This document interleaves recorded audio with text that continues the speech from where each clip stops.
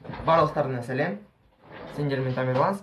Қаңтар бітті, ақпан басталды, ал біз бүгін Тахауи Ахтановтың «Күй аңызы» атты алғаш көркем шығармасын қарастырамыз. Шығарма осылай басталды. Екі салт жолаушы адырдың басынан мінді де бүкіл қазақ даласына көз жүгіртті. Олардың көзі әсіресе оқшаулана тұрған Ипан тауына түскен. «О, мынау Ипан тауы ғой!» деді жас жігіт таңдана. Сол жас жігіттің астында қылаң бесті, үстінде қамзол мен белбеу, ал басында құндыз бөрік. Қылаң бесті дегеніміз ешқандай да киім емес, қылаң бесті дегеніміз 5 жастағы сұр түсті жылқы. Ал оның қасындағы биік дөңес мұрынды, әдемі дөңгелек қара сақалды 50 жастағы кісі, ол сол өнерге тараған және әйгілі күйші болған, ол Естемес деген кісі. Ал Естеместің қасындағы сол жас жігіт, оның аты Оразымбет, ол Естеместің шәкірті екен. Не дейсің? Нағыз ковбой екен. Қазақтың ең бірінші вестерн. Міне қараңыз. Мынау үндістердің халық аспабы, аты Сампония Кастилла.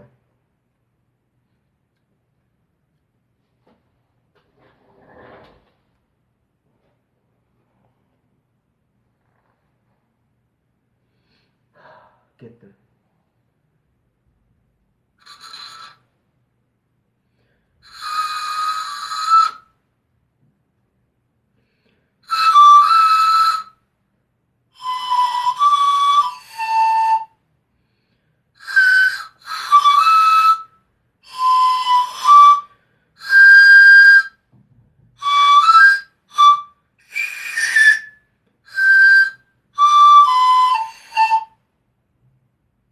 Жарайды. Осылай болсын. Тек қана 7 нота ғана бар.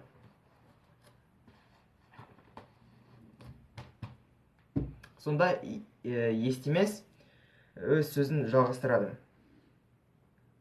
«Ей, бұл жердегі ауыл көшіп кеткен ау.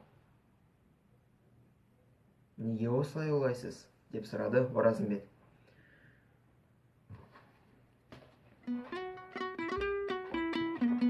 Өйткені бұл жер жайылым үшін тым ыңғайлы жер. Демек, адамдар оны жайылым жер болып қолданады. Бірақ бұл жерде ешқандай да қарамау көрмейді. Демек, ауыл көшіп кеткен. Нағыз Шерлоктың өзі ғой. Сонда Естеместің сол сөзінен кейін Оразымбеттің көңілі түскен. Неге? Өйткені екі салт атты жолаушылар ұзақ сапардан кейін шөлденген болатын. Қазір бір ауылды табамын деп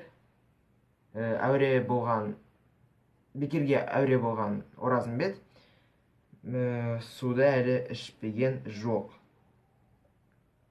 Сонда Естемес оны байқап, «Шашадым, білем. Жарайды, ауыл көшсе де, біз бәрібір демалармыз», деді ол Оразымбетке қарап және күрсініп. Естемес енді сөзін жалғастырды. «Міне бұл күйшінің өмірі. Қамшыны тастайсың да домбыраны аласың, домбыраны тастайсың да тізгінді аласың. Осылай кете береді». Содан кейін тағы да өз сөзін жалғастырды. «Оразымбет, сен құлағың сақ, қолың жүйрік, жас күйшісің. Мен киімді үлгі етсем де, мен өмірімді үлгі етпе. Өйткені мен жасыма толдым. Менің өмірім бірте-бірте тұрлаусыз бара жатыр. Мен жасым 50-де болса да, көптеген қалаларды көрсем де, бірақ бәрібір жұбайым жоқ, және бала қуанышын мен әлі көре алмадым, деді естімес мұңая. Оны көрген Оразымбет оған: Есеке, қандай қарттық? Сіз былтыр Түлкібайдың өз келіншегін алғанын көрдіңіз ғой? Сонда ол жауап береді: мен онда нені берем? Күй үшін қызды берген қазақты мен әлі көрген жоқпын. Сол әңгіме бітіп, екі жолаушы енді басқа жаққа барады. Бұл жерде оқиғаның қызық орны басталады. Олар төңіректе бір қара нүктені көреді. Бұл түйе болған. Түйенің түрі жүдеу, мұнды екен.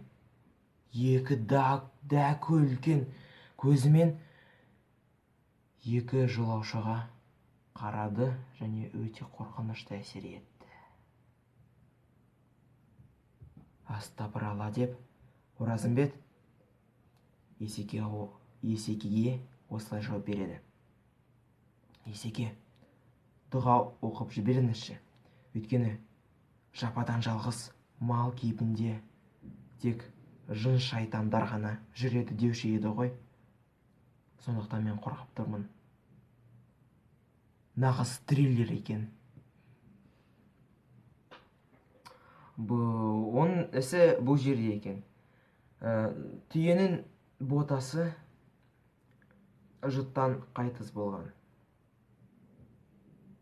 Сонда оны көріп, естемес қызыл қоржындағы мойны салбырап тұрған домбыраны алды да өз күйін бастады.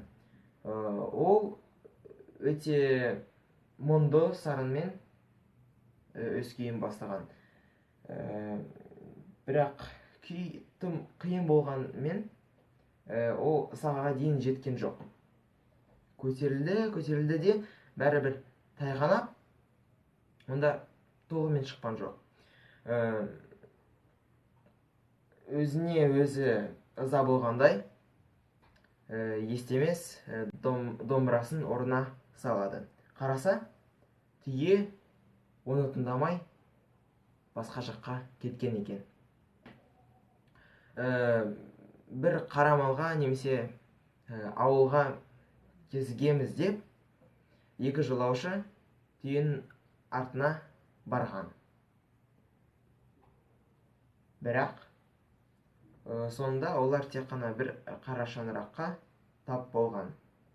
Сол қара шаңырақтың ішінде тек қана бір кәрі әкесі мен 16-17 жастағы жас қызы болған.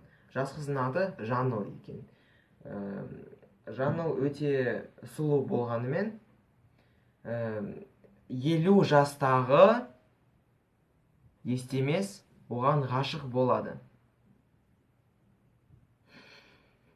Ғашық болады.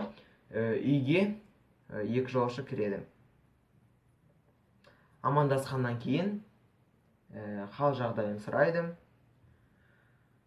Біздің шалымыз, қара шаңырақтағы шалымыз, бай болған, көптеген малы болған, бірақ сол былтырғы жұттың кесірінен бүкіл мал қираған. Тек жалғыз ғана нары қалған. Бірақ ол да үйге өз ботасыз үйге қайтқан. Сонда шал көп уақыт төмен қарап сөзін бастады. Өлімнен ұят көштерек екен. Жұт болғанымен, біз сізге тіпті бір тост тостаған суды да бере алмаймыз деп төмен қарады. Бірақ аға, ол естемеске айтқан, мүмкін өз өнеріңді көрсетесіз. Мүмкін Құдайымыз біздің жасымызды көрер, және де мүмкін біздің нарымыз иіп кетер. Иіп кету дегеніміз сүтті беру. Бірақ естімес оған осылай жауап береді. Аға, сіз маған бір қиын қолқа салдыңыз. Сондықтан мен де сізге қиын қолқа салайын. Нені сұрап тұрсыз? Деп сұрады ақсақал. Барлығын берем. Барлығын бересіз бе? Деп сұрады 50 жастағы естемес 17 жастағы Жаңылға қарап.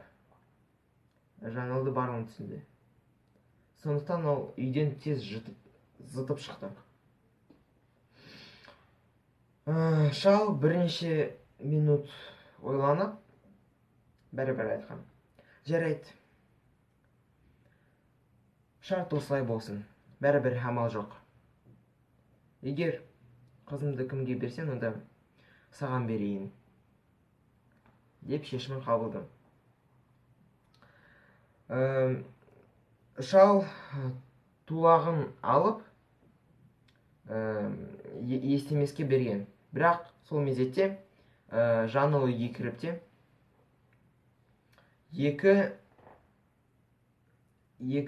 күйші өз өнерлерінде бірдей көрсетіңдер деген.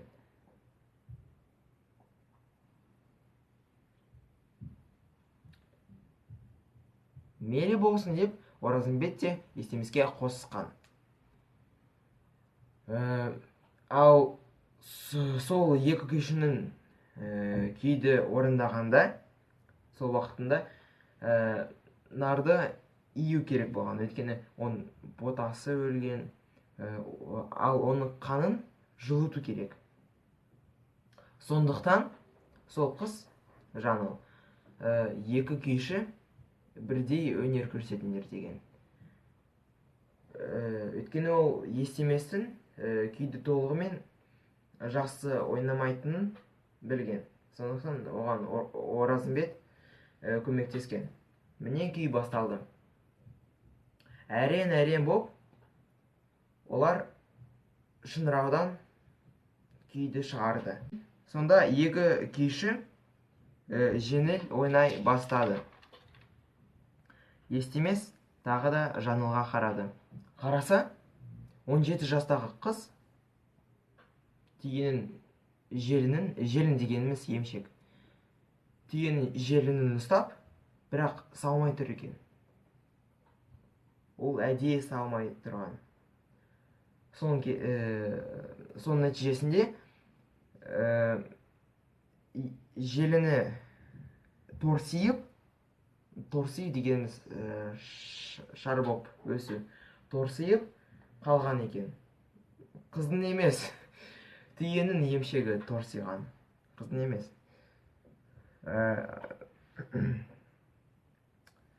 Ең соңында қараса, түйенің желінінен сүт аққан. Міне сүт шықты. Мүмкін сол оқиғадан бастап, сол естемес пен Оразымбет ойнаған күйді Наридірген деп атап та қойған. Мүмкін, бұл жай ғана аңыз. Маған уақытымды жұмсағандарыңызға үлкен рахмет. Тахауи Ахтановқа да үлкен рахмет сол шығарма үшін. Сіздермен болған Тамерланс. Сау болыңыз.